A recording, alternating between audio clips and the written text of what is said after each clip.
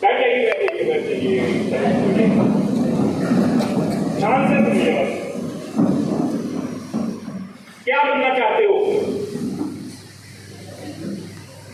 एक चीज तो पक्की है, जोश है। होता क्या है ना, जोश नहीं होता तो मजा भी नहीं आता। आप कुछ करने का एक जिगरा होना चाहिए, जोश होना चाहिए, तभी दिमाग भी एक्टिव रहता है। क्या होता है ना, आप बैठे हो तो एकदम तो यानी कि माइंड सो रहा है। आप ही मेरी सर के साथ बात चल रही थी कि माइंड की पावर अपार है। माइंड को जैसा डेवलप कर लोगे वो वैसा ही डेवलप हो जाएगा। इवन जिसने माइंड बनाया है, कहते हैं भगवान ने संरचना की है, हम यही मानते हैं, है ना।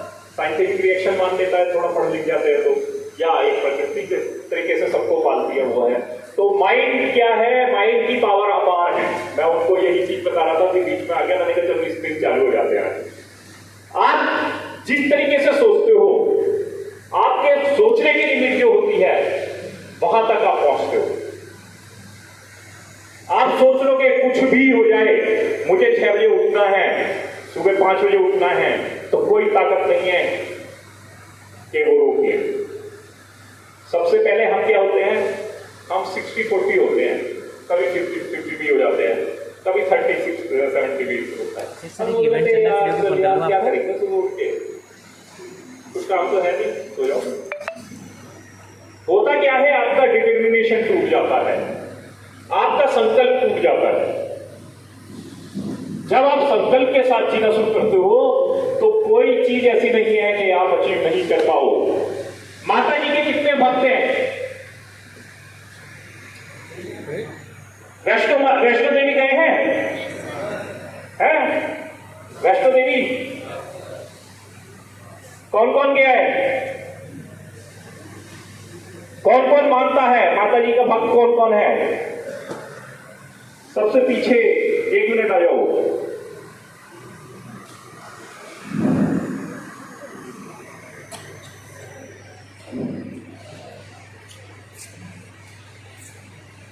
वैष्णो माता जी के भक्तों, पक्के पक्के वाले? अच्छा, मैं भी पूजा करता हूं, लेकिन मैं शायद इतना पक्का नहीं हूं। बस पूजा से ज्यादा बड़ा मेरा है संकल्प। एक बार हुआ क्या था, 91 की बात है, 1991 है ना।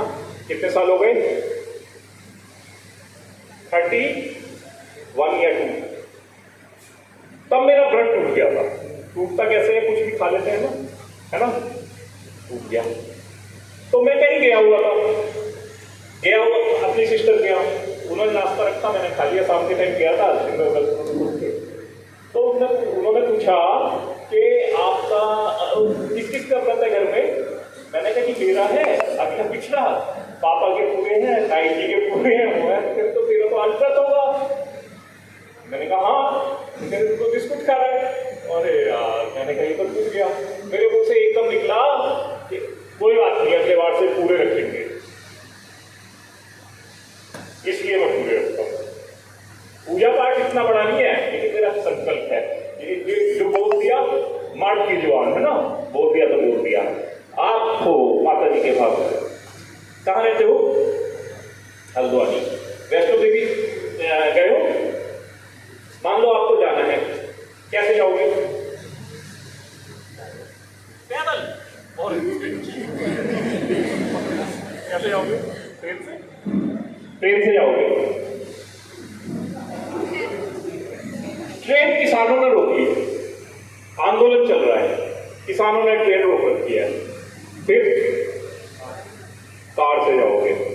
अच्छा, कार की स्ट्राइक हुई है, कार वाले रेंट नहीं मिल रहे हैं उन्हें, तो सबने स्ट्राइक कर रखी है, दूसरे की चलने नहीं दे रहे हैं, प्राइवेट तोड़ फोड़ कर रहे हैं। फिर कैसे जाओगे? बस से जाओगे। अच्छा, बस वाले भी इसलिए नहीं चला रहे हैं क्योंकि तोड़ फोड़ ज्यादा हो रही है, कई बस में आग ना लगा दे। सबसे पहले तो सरकारी संपत्ति को एनालाइज करते हैं ना लोग, गुस्सा आता है तो बस भी नहीं चल रही है। फिर कैसे जाओगे? हेलीकॉप्टर से जाएंगे। तो अभी अधूरा है, अभी प्रोसीजर शुरू है, अब शुरुआत होती है। जब उन्होंने ठाना कि मुझे जाना है, तो कोई ना कोई जुगत लगा रहे हैं ना, कार नहीं है तो बस नहीं है तो ये, और फिर भी इतना बड़ा जुनून है, चलिए आप पैदल ही चल देते हैं। कोरोना में आपने देखा होगा मजबूरी थी, लेकिन आदमी ने सोचा ना चल दूंगा तो पहुंच ही जाऊंगा। वेस्ट बंगाल से यूपी तक के लोग आए हैं पैदल, पैर घिस गए होंगे, इतने से रह गए होंगे, ऐसे नहीं ना। तो क्या हुआ, जब यूज करेंगे ना शरीर को मजबूत बनता है।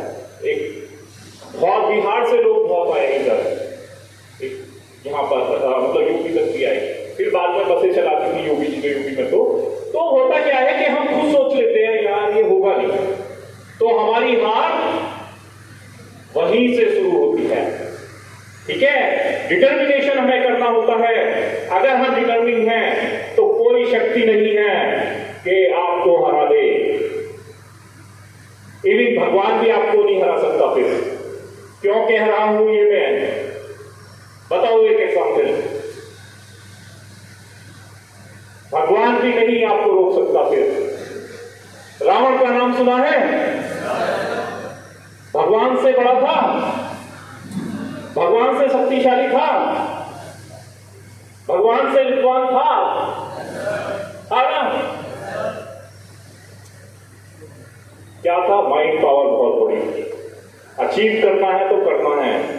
भगवान शिव का भक्त था, मेरे से बड़ा कोई भक्त नहीं होगा। था उससे बड़ा कोई भक्त? कैसे कह सकते हो नहीं था? क्यों कहते हैं? 10 बार उसने अपने शीश काट के चढ़ाए थे। 10 बार उसने अपने शीश काट के चढ़ाए थे भगवान को। कोई नहीं चढ़ा सकता, है ना? तो बड़ा भक्त था और शक्तिशाली भी सबसे ज्यादा था, विद्वान भी सबसे ज्यादा था। राम से ज्यादा विद्वान था, राम से ज्यादा बलवान था, राम से बड़ा भक्त था, है ना? क्या कारण है हार गया?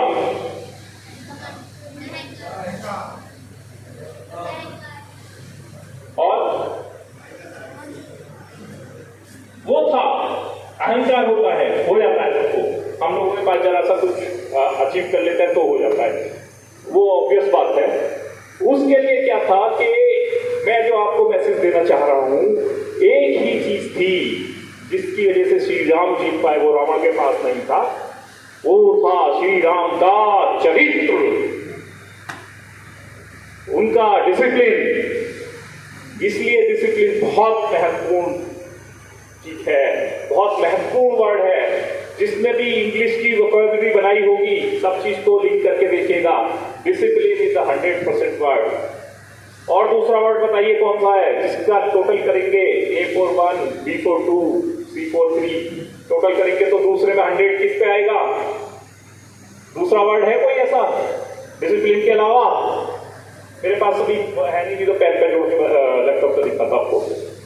डिसिप्लिन 100% वर्ड आता है, जोड़ोगे I9 आएगा, वो मतलब करके देखिएगा घर पे। दूसरा वर्ड क्या है?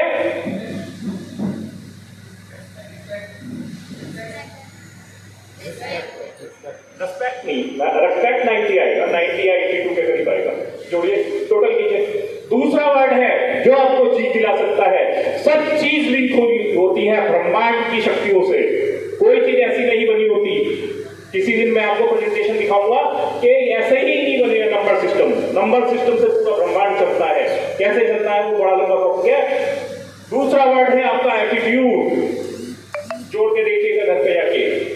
आपका एटीट्यूड, आपका किस तरीके से आप सोचते हो चीजों को, किस तरीके से लेते हो, वो वर्ड है। तीसरा वर्ड है वो मैं आपको बताऊं। तीसरा वर्ड है कार्तिकेय। मैंने अपने बेटे का नाम रखा था तो इस वजह से रखा था, मैंने कहा कार्तिकेय के अंदर कुछ होगा। कार्तिकेय को मैंने जोड़ के देखा, भगवान शिव के बेटे का नाम कार्तिकेय था ना, वो वर्ड में 100 आता है। तो न्यूमरोलॉजी जो है ना वो बहुत काम करती है, अंक ही आपको घुमाते हैं। लेकिन शुरुआत से करनी होती है, शुरुआत हमको अपने डिसिप्लिन से करनी होती है, शुरुआत हमको अपने डिटर्मिनेशन से करनी होती है, शुरुआत हमको अपने एटीट्यूड से करनी होती है, तब आप डेवलप होना शुरू होते हो। हम खुद ही हार मान लेते हैं, इसलिए हम हारते हैं। अगर हम जूझते हैं तो रास्ते निकलते हैं। ठीक है, तो आप जो बनना चाहते हो, यूपीएससी कौन कौन क्लियर करना चाहता है? यूपीएससी क्या चीज है जानते हो? इंटर के, शायद हाई स्कूल और इंटर के स्टूडेंट्स है ना।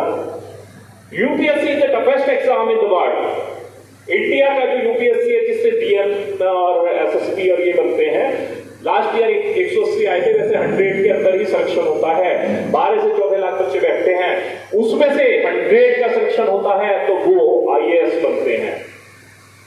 200 की रैंकिंग तक आईपीएस बनते हैं। आप लोग सीखिए इनको, और अखबार से यही चीज डेवलप होंगी, बुक्स पढ़ोगे यही डेवलप होगा।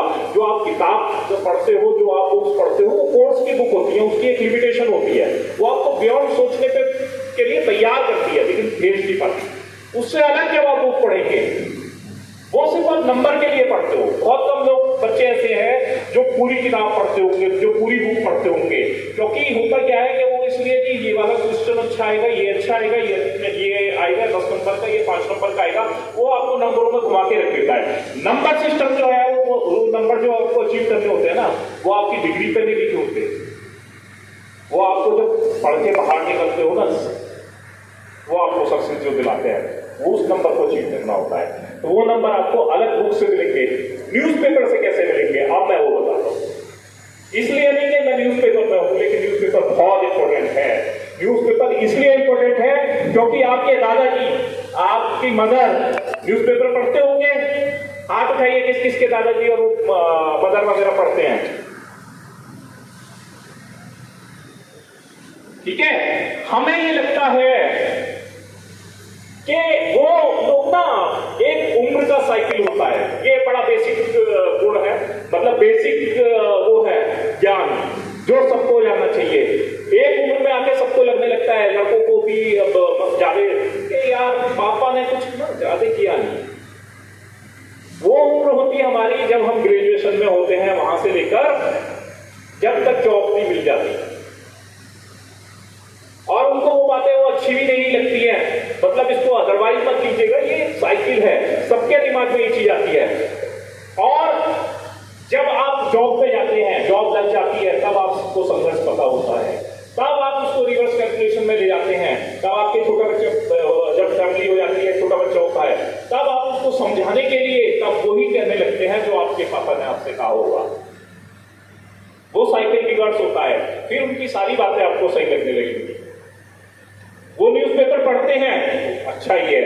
इसलिए मैं आपसे कहना चाहता हूं, जो आपके बड़े लोग करते हैं, और आपको ऐसा नहीं, कोई दोस्तों के बड़े लोग बहुत गलत काम भी करते हैं, अच्छे और बुरे का जो पहचान करनी होगी वो आपको करनी है, वो आप बंद करके मानते चलिए, उस पर दिमाग लगाने की जरूरत नहीं होती, क्योंकि आपके सबसे सगे जो कोई बुरा नहीं चाह सकता, वो आपके पेरेंट्स ही होंगे।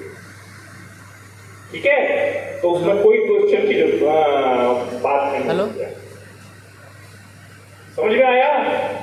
तो न्यूज़पेपर इसलिए पढ़ना जरूरी है क्योंकि आपके दादाजी पढ़ते थे, बस इतना मान लीजिए, और उन्होंने आपको यहां तक पहुंचाया, आपको इस कुर्सी पे बैठा रखा है। उनके पास एजुकेशन भी नहीं थी, उनके पास पैसे भी नहीं थे दोस्तों के पास। हेलो, हाँ बोलो। अगर आप इस चेयर पे बैठे हो, स्कूल भेज रहे हैं वो आपको, अमर उजाला ऑफिस में छोड़ के पास इतना भी सौभाग्य नहीं होता है। अमर उजाला ऑफिस है ना रामपुर रोड पे, चेयर नसीब हो जाए। ये खाली चेयर नहीं, अमर उजाला ऑफिस है ना, ये उनके सपने होते हैं, ये आपसे उनकी आकांक्षाएं होती हैं, उनकी आशाएं होती रामपुर रोड से आप जाओगे ना। इसलिए अगर स्कूल जा रहे हो, विद्यालय जा रहे हो, कॉलेज जा रहे हो, हाँ, हल्द्वानी आ रहे हो ना आप, ठीक है, एक पल को हल्द्वानी में 24 घंटे ही आप रामपुर रोड से ही जाओगे, फालतू नहीं मिला हुआ है। तो बस वहीं पर अमर उजाला उस 24 घंटे में ही अचीव करना होता है। अभी यही बात चल रही थी कि ये किस टाइम वीडियो बनाते हो, तो मैंने उन्हें बताया मैं रात को बनाता हूँ 9 से लेकर 4 तक, सुबह 10 बजे ऑफिस में आता हूँ। चेहरे पे मेरे दिख रही है आपको, क्योंकि मैंने माइंड को तैयार कर दिया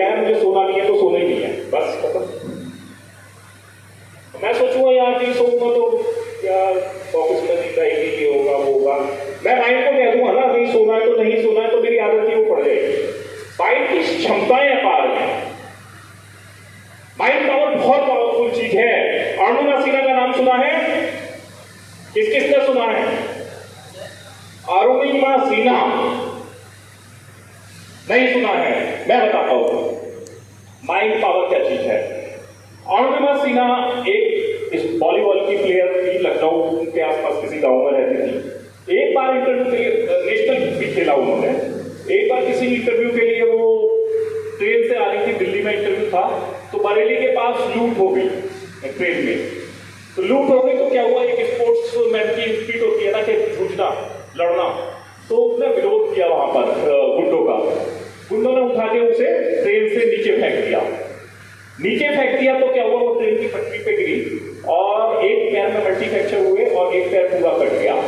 दूसरी तरफ से दूसरी ट्रेन आ रही थी, उससे पूरा पैर कट गया उसका। पूरी रात ठंड के दिनों में, 13 दिसंबर की ये बात है, तो ठंड होती है, दिसंबर में ठंड होने लगती है। पूरी रात वो वहां पड़ी गई, कीड़े खा रहे थे उसके पैर को, सब पूरा था। सुबह किसी किसान ने उसे देखा, जैसे ट्रेन जाते हैं सुबह मॉर्निंग में, हल्ली होते हैं बहुत से, तो देखा कोई पड़ा हुआ है। उसे बरेली में भर्ती कराया गया, बरेली जिला हॉस्पिटल में। वहां पर क्या हुआ, वहां पर उसको पैर काटना पड़ा। उनके पास एनेस्थीसिया नहीं था, उन्होंने कहा यहां कुछ नहीं हो सकता। तो अरुणिमा सिन्हा ने कहा, जब मैंने इतना कष्ट झेल लिया, 8 घंटे से झेल रही हूं, तो मेरे को दर्द की कोई वो नहीं है। उसने अपने माइंड को तैयार किया, आप ऐसे ही काट दीजिए। हमारे को पिन जरा सी शुगर होता है तो दर्द होता है ना, पैर काट सकता है कोई। उसके बाद इंफेक्शन हो गया, उसको एम्स लाया गया, आर्टिफिशियल पैर लगा। जमाने ने ठोकरें मारी, जमाने ने ताने मारे। जो भी रिश्तेदार आते थे वो कहते थे, अब तो बेटी ये क्या है, पहाड़ जैसी जिंदगी की हो जाएगी, अब तो ये चल भी नहीं पाएगी, इसकी शादी कैसे होगी, जमाने के लिए बोझ बन गई है, आप लोगों के लिए बोझ बन गई है। पेरेंट्स को मतलब ढांढस बजाने की बजाय, उनको मोटिवेट करने की बजाय लोग इसी तरीके की बातें करते हैं। तो भीड़ से अलग रहना होता है, इस पे अलग है, दूसरी तरफ पहुंच जाएगा, ठीक है। तो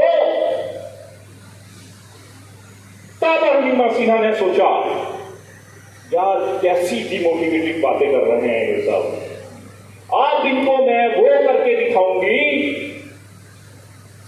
जो आज तक किसी ने नहीं किया होगा। किसी भी विकलांग ने, जिसके पैर ना हो, एवरेस्ट फतेह नहीं किया था, एवरेस्ट पे चढ़ाई नहीं की थी उसने, लेकिन पैरों से खून बह रहा है, आधी टांग कटी हुई है, आर्टिफिशियल पैर लगे हैं। एम्स के बिस्तर पे, ऑल इंडिया मेडिकल साइंस है ना दिल्ली में, सबसे बड़ा हॉस्पिटल हो गया, वहां ये डिसाइड किया कि मैं आप वो करके दिखाऊंगी कि जो किसी ने नहीं किया होगा। तो आपको यकीन नहीं होगा, 27 दिन में एम्स से उसको छुट्टी मिली। 27वें दिन अरुणिमा सिन्हा अपने घर नहीं गई थी हॉस्पिटल से, सीधा उसने वहीं प्लान कर लिया था अपने भाई के साथ कि मुझे बछेंद्री पाल जी से मिलना है। बछेंद्री पाल जी का नाम सुना होगा, जिन्होंने सबसे पहले इंडिया में एवरेस्ट चढ़ाई की थी। बछेंद्री पाल जी से मिलना है, एड्रेस अरेंज कराया उनके भाई ने, सब कुछ हुआ और सीधा वो हॉस्पिटल से बछेंद्री पाल के पास गए।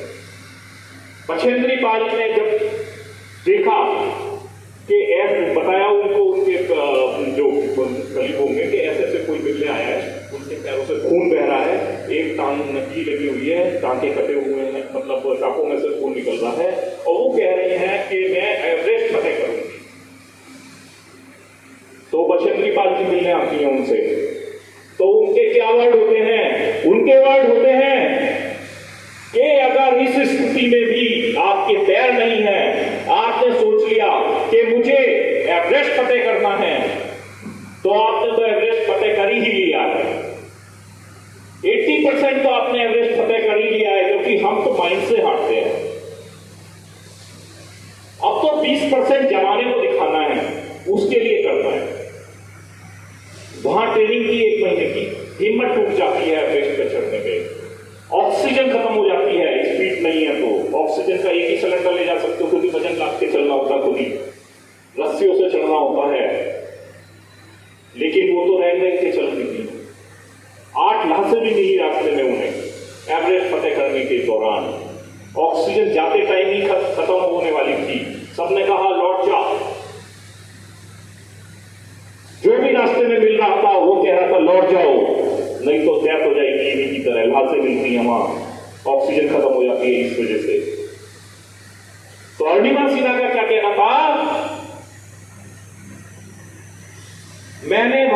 बढ़ाने का संकल्प किया है। अगर मैं वहां से लौट भी नहीं पाई, ऑक्सीजन मेरी खत्म हो गई, तो भी मेरा संकल्प तो पूरा होगा ना। किया अर्जुन सीना ने फतेह, तिरंगा लहराया एवरेस्ट पे, संकल्प पूरा हुआ। जब आपका संकल्प पूरा होता है, आपको सक्सेस मिलती है ना, तो अपने आप पता नहीं कहां से एनर्जी आ जाती है। क्योंकि होता क्या है, पूरी कायनात जो है, पूरी प्रकृति जो है, शुरू में आपके अगेंस्ट होती है। जब आपको दृढ़ निश्चय करेंगे, छोटा सा एक मतलब एक्सपेरिमेंट करके देखिएगा, माँ लोग, आपकी माँ या पापा वगैरह ने कभी किया होगा, हनुमान चालीसा होती है, 40 दिन का वो करते हैं। क्या होता है उसको, 40 दिन का एक संकल्प लेते हैं कि 40 दिन तक हनुमान जी के वो मंदिर जाऊंगा, है ना। जाके देखिएगा कितनी वो सुविधाएं, बहुत सारी, मतलब रोज ऐसा होगा कुछ ना कुछ कि आप जा ही नहीं पाओगे। लेकिन जब आप एक बार जीत के पास पहुंच जाते हो ना, फिर पूरी प्रकृति आपका साथ देती है। ठीक है, तो जो बनना है आपको डिसाइड कीजिए, अपना रोल क्लियर रखिए। अखबार इसलिए पढ़िए क्योंकि अखबार में डे टू डे धीमे धीमे आप इंप्रूव होते चले जाते हो। अगर आप एक दिन में 1% इंप्रूव करोगे अपने को, तो एक साल में कितने % इंप्रूव होंगे।